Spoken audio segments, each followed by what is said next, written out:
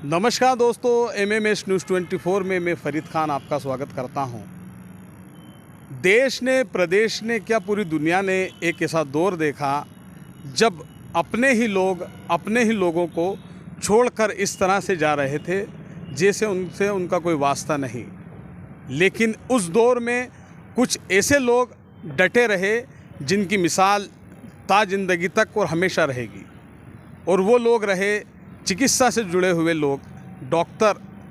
जब हमने देखा कि कई बड़े बड़े हॉस्पिटल में ताले लग गए थे, बड़े बड़े एमबीबीएस और एमडी अपने हॉस्पिटल छोड़कर अपने घरों में बंद हो गए थे, ऐसे दौर में जब लोगों को कोई हाथ लगाने को तैयार नहीं था, उस दौर, ये मैं बात कर रहा हूँ कोरोना के दौर की, उस दौर कुछ ऐसे लोग, ऐसे डॉक्टर सामने आए थे जिन्होंने बाहर निकलकर ना अपनी जान की परवाह की और ना ही अपने परिवार की परवाह की, लेकिन बस लोगों की जान बचाने का एक जज्बा था। उसी जज्बे को लेकर ये लोग निकले थे। लेकिन आज इनके सामने कुछ परेशानियां आई हैं। हम इन लोगों से ही जानेंगे कि कोरोना काल के 2 साल बाद आखिर ऐसी क्या समस्या आई है कि पूरे प्रदेश में इन लोगों को ज्ञापन देना पड़ रहा है। डॉक्टर साहब, सबसे पहले तो आप लोगों का स्वागत।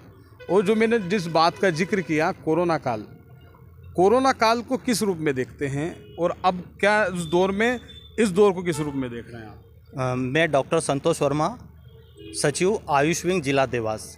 कोरोना काल एक भयावह बीमारी थी जिसमें अपने को हाथ लगाने को तैयार नहीं था। उस घड़ी में जब कोई अपने को हाथ लगाने को तैयार नहीं, देखने को तैयार नहीं, उसमें मरते हुए मरीजों का जो बीमारी फैल रही है, अपनी जान की परवाह किए बिना हम सब लोगों ने निस्वार्थ भाव से सब लोगों की सेवा की और लोगों को बचाया। और उसका परिणाम ये था कि हम लोगों की पैथी के जितने भी डॉक्टर्स थे, उन लोगों के हाथ में मृत्यु दर ना के बराबर थी। और उस समय में सब लोगों ने अपने निस्वार्थ भाव मेहनत की। उसके बाद में शासन ने कोई ऑब्जेक्शन नहीं लिया। लेकिन आज 2-3 साल होने के बाद शासन को झोला छाप डॉक्टर याद आ गए। ये बड़ी विडम्बना है कि उस समय जब आना चाहिए था याद, जब बंद करवाना था, जब नहीं करवाया। जब बोला, शासन ने लिखित में आदेश दिए, पंचायत सरपंच सबसे दिए कि आप जाके इलाज करवाओ, उनसे कोई भी क्लिनिक बंद करेगा उसके ऊपर कार्रवाई की जाएगी। और आप जब उस 2-3 साल हो गए हैं, उसके बाद अब शासन बोलता है कि ये जो BAMS, BHMS, BOMS डॉक्टर हैं, ये झोला छाप हो गए। तो ये अचानक से झोला छाप कैसे हो गए? उस समय कहाँ गए थे? अच्छा, जैसे उस दौर में रेमडेसिविर और तोशी और एक अनेक तरह के जो इंजेक्शन और मेडिसिन लगाने के लिए सभी को लगभग छूट थी। लेकिन आज आपकी पैथी में काम करने के लिए शासन स्तर पर आखिर क्या रोकथाम चल रही है और आप क्या चाहते हैं? एक्चुअली क्या है कि उस समय हम लोगों ने इतना काम किया और आज के समय में शासन बोल रहा है कि आप झोला छाप हैं। बल्कि हम लोग वहाँ पे कोई इतनी इमरजेंसी डील नहीं करते हैं। अभी हम प्राथमिक उपचार ही देते हैं वहाँ पे, और उसके बाद में फिर भी हमको झोला छाप की श्रेणी में रखा जाता है। तो ये बहुत ही गलत है। अच्छा डॉक्टर साहब, आप जैसे बताएं कि आप अपने आयुष जो चिकित्सा संघ है उसके अध्यक्ष हैं। शासन के जो नियम है या शासन ने जो बात की है, पूरे मध्य प्रदेश में कल सभी जगह ज्ञापन दिए गए, सिर्फ देवास को छोड़कर। देवास में कल CM साहब थे, इसलिए ज्ञापन नहीं दिया गया शायद, जो मुझे जानकारी है। आखिर ज्ञापन में उल्लेख किन चीज़ों का है, तो उनको बताया। देखिए, कल देवास में भी ज्ञापन देना था। मध्य प्रदेश के लगभग सभी ज़िलों में कल ज्ञापन दिया गया है, लेकिन यहाँ पे CM साहब का प्रोग्राम था, सभी अधिकारी यहाँ पे व्यस्त थे, इस वजह से हम लोग ज्ञापन नहीं दे पाए। आज पूरे ज़िले का आयुष विंग यहाँ पे इकट्ठा है, जिसमें आयुर्वेदिक, होम्योपैथिक और यूनानी के चिकित्सक सभी यहाँ पे शामिल हैं। मैं आपको ये बताना चाहता हूँ कि जितने भी यहाँ चिकित्सक हैं, सभी ने नीट की एग्ज़ाम दी है। उस टाइम में PMT हुआ करती थी, उसके बाद ही सिलेक्शन होता है। जब सिलेक्शन हो जाता है तो फिर हमारा एडमिशन होता है और हम लोग 4.5 साल की पढ़ाई के लिए कॉलेज में जाते हैं। वहाँ पे जो हमको सब्जेक्ट पढ़ाए जाते हैं, वो सारे सब्जेक्ट वही होते हैं जो एक MBBS डॉक्टर को पढ़ाए जाते हैं। उनके सब्जेक्ट में और हमारे सब्जेक्ट में केवल एक मेडिसिन फार्माकोलॉजी का थोड़ा सा बेसिक डिफरेंस है, इसके अलावा कोई डिफरेंस नहीं। उसके बाद हमारी इंटर्नशिप होती है गवर्नमेंट हॉस्पिटल में, वो भी साल और 1.5 साल की होती है। जितनी उनकी इंटर्नशिप होती है उतनी हमारी भी इंटर्नशिप होती है। वहाँ पे हमें ट्रेनिंग दी जाती है। हम सब चीज़ों की ट्रेनिंग लेने के बाद अपने अपने क्षेत्रों में चिकित्सा व्यवसाय करने के लिए बैठते हैं। अगर एलोपैथिक कि हमको परमिशन नहीं है तो फिर हमको ट्रेनिंग क्यों दी जाती है? हमें ये सब्जेक्ट जैसे सर्जरी है, मेडिसिन है, ऑप्थेल्मिक है, गायनिक है, ऑप्स है, ऑर्थोपेडिक है, फिर क्यों पढ़ाया जाता है? इसका क्या औचित्य है?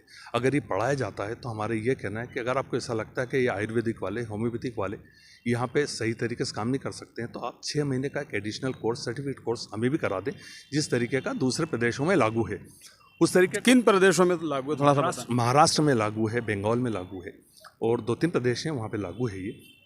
और ये जो प्रदेश सरकार होती है उसका अधिकार होता है कि वो परमिशन देके इसको लागू कर सकती है, इसमें केंद्र का कोई हस्तक्षेप नहीं होता है। हमारा ये कहना है कि जब एक बंदा, एक पेशेंट इमरजेंसी में हमारे पास आता है, अब उसको हम ये कहेंगे कि भैया तो आयुर्वेद खा ले या होम्योपैथी खा ले, तो तुरंत असर नहीं आ पाएगा। तब हम क्या करेंगे?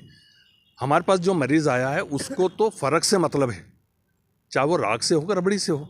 हमने उसको दे दिया, वो अच्छा हो गया तो बहुत बढ़िया, वरना क्या होगा, वो परेशान होगा और इधर उधर भागता फिरेगा। दूसरी चीज़, जितने भी आयुष के चिकित्सक हैं सब कम पैसे में, कम संसाधनों, बेहतरीन स्वास्थ्य सेवाएं प्रदान करने का प्रयास करते हैं। हमारी कोशिश भी ये रहती है कि हम कम पैसा लेके और उसको स्वास्थ्य सेवा प्रदान करें। सरकार ने एक तरफ तो हमको ये कह दिया कि आप ये मेडिसिन नहीं बांट सकते हो। मेरा ये कहना है कि अगर हम ये मेडिसिन नहीं बांट सकते तो किराने की दुकान पे ये किस तरीके से भी करेंगे? आंगनवाड़ी वाले जितनी आशा कार्यकर्ता है वो ये मेडिसिन कैसे बांट रहे हैं? उनको तो कुछ भी नॉलेज नहीं है, उन्होंने तो कुछ भी नहीं पढ़ा। जब वो बांट सकते हैं तो फिर हम तो पढ़ लिख के आए, हमने 6 साल इसकी पढ़ाई करी, हमने बाकायदा वरिष्ठ चिकित्सकों के देखरेख में इसकी ट्रेनिंग ली, तो ये हमारे साथ ये दोयम दर्जे का व्यवहार क्यों हो रहा है? हम ये चाहते हैं कि प्रदेश सरकार इस पर गंभीरता से विचार करे और हमारे हक में, हमारे फेवर में फैसला ले और हमें भी मॉडर्न पैथी करने की इजाज़त प्रदान करे। चाहे वो सीमित दायरे में हो, सीमित ड्रग में हो, 60-70 ड्रग में हो, लेकिन हमें भी इसकी इजाज़त प्रदान की जाए। अगर ये होगा तो ठीक, नहीं तो आने वाले समय में पूरे प्रदेश में जितने आयुष चिकित्सक हैं अपने क्लिनिक को बंद कर देंगे, आंदोलन करेंगे, तब ये एहसास होगा कि प्रदेश में स्वास्थ्य की स्थिति क्या है।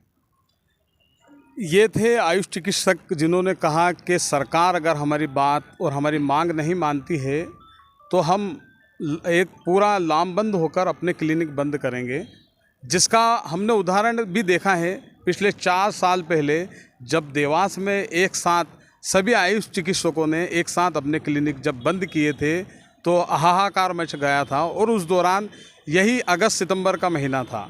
मेरे साथी मुर्तजा सैफी के साथ, नमस्कार।